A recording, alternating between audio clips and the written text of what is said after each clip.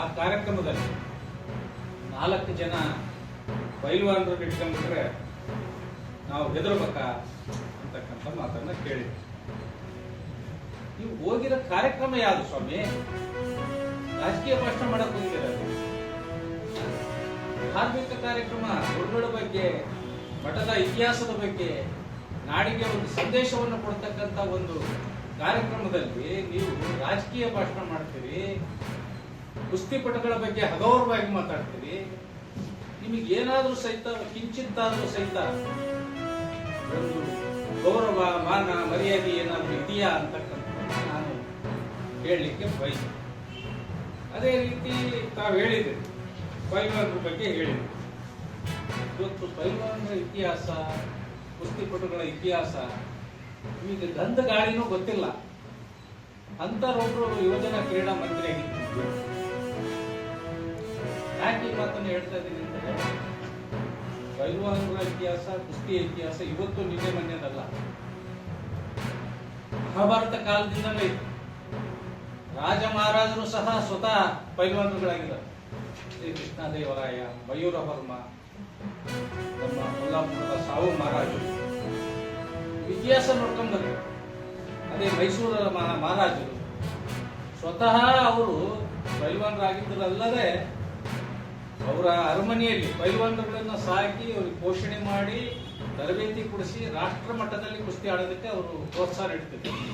ಅಂತ ಒಬ್ಬ ಕುಸ್ತಿಪಟುಗಳ ಬಗ್ಗೆ, ಕ್ರೀಡಾಪಟುಗಳ ಬಗ್ಗೆ ಈ ರೀತಿ ಒಂದು ರೀತಿ ಕುಸ್ತಿಪಟುಗಳು ಅಂದ್ರೆ ಅವರು ದೌರ್ಜನ್ಯ ಮಾಡೋರು, ದಬ್ಬಾಳಿಕೆ ಮಾಡೋರು ಅನ್ನೋ ರೀತಿ ನೀವು ಒಬ್ಬ ಮಾಜಿ ಕ್ರೀಡಾ ಮಂತ್ರಿ ಮಾತಾಡ್ತೀರಿ ಅಂದ್ರೆ ನಿಮಗೆ ಕ್ರೀಡೆ ಬಗ್ಗೆ ಸ್ವಲ್ಪನೂ ಜ್ಞಾನ ಇಲ್ಲ ಅಂತಕ್ಕಂಥ ಮಾತನ್ನು ಈ ಸಂದರ್ಭದಲ್ಲಿ ನಾನು ಹೇಳಲಿಕ್ಕೆ ಬಯಸ್ತೇನೆ.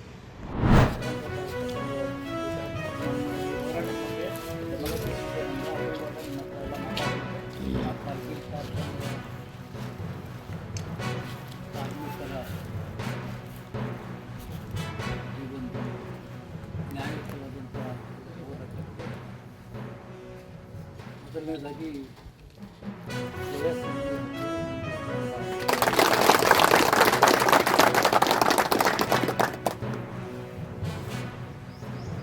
ನನಗೆ ಕಾರ್ಗಿಲ್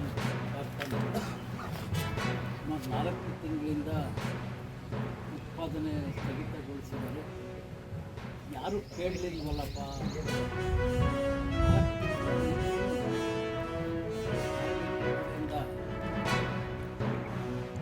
ಆಗಿದೆ ಅಂತಲೂ ಬೇರೆಯವ್ರ ಮೂಲಕ ಆಗಲೇ ಹೋಗಿ 4 ತಿಂಗಳಾಯಿತು. ಕ್ಷೇತ್ರ ಶಾಸಕರು ಸುತ್ತ ಇಲ್ಲೇ ಓಡಾಡೋದು, ಅದು ಗೊತ್ತಾಗಲಿಲ್ಲ ಅಂತಕ್ಕಂಥ ಬೇಸರ ನನಗೆ.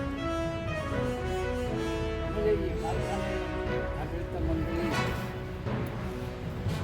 ಯಾರಿಗೂ ಕೂಡ ಸಂಬಂಧ ಇಲ್ಲ ಅನ್ನೋ ರೀತಿಯಲ್ಲೇ ಈ ಕಾರ್ಖಾನೆ ನಡೀತಾ ಇದೆ. ಈ ಕಾರ್ಖಾನೆ ಭೂ ಸ್ವಾಧೀನ ಮಾಡೋ ಸಂಬಂಧ ನಾನು ಶಾಸಕನಿದ್ದೆ.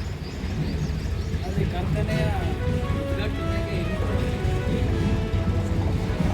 ಆ ಸಂದರ್ಭದಲ್ಲಿ ಕೂಡ ಬೇಸರವನ್ನು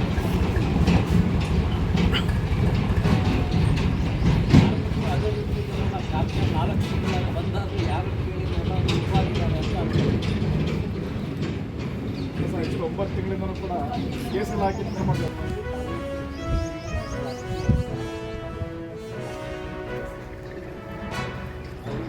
ರಾಜಕೀಯ ಸಿದ್ಧಾಂತ ಏನೇ ಇದ್ರೂ ಕೂಡ ನಮ್ಮ ಮನಸ್ಸಿರ್ತಕ್ಕಂಥ ಸಿದ್ಧಾಂತಗಳು ಯಾವುದೂ ಬದಲಾಗಲ್ಲ. ಆ ರೀತಿ